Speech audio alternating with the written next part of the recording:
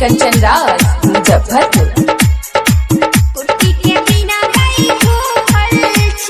DJ Kanchan राज संगम recording studio चकरबनिया।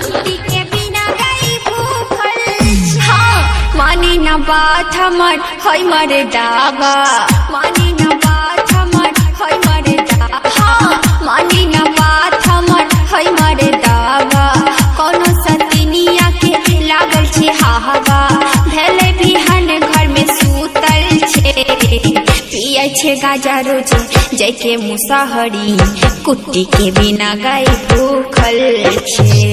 पिए छे गाजा रोजे जैके मुसहरी, कुट्टी के बिना गाय भूखल छे।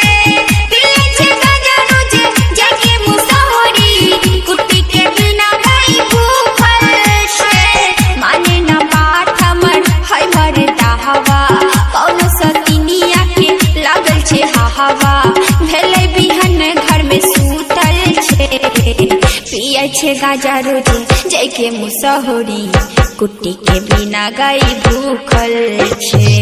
पिए छे गाजा रोजे जैके मुसहरी, कुट्टी के बिना गाय भूखल छे।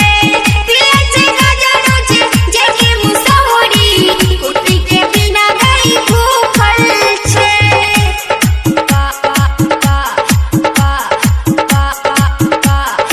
Mixed by DJ Kanchan Raj Muzaffarpur. Singing by Pooja Sharma.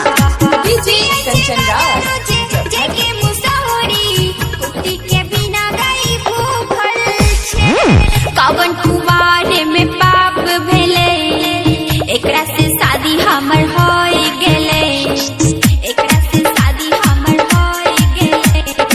घर में काम सब धरल छे, कुंभकर्ण जेना पारल छे, कुंभकर्ण जेना पारल छे। हाँ एकरा चक्कर में बुरल 4 बीघा खेती, कौन हर जाई एकर मरलक माटी, भाई भैयारी सबसे फूटल छे। पिए छे गाजा रोजे जैके मुसहरी, कुट्टी के बिना गाय भूखल छे। पिए छे गाजा रोजे जैके मुसहरी, कुट्टी के बिना गाय भूखल छे। पिए छे गाजा रोजे जैके मुसहरी, कुट्टी के बिना गाय भूखल छे।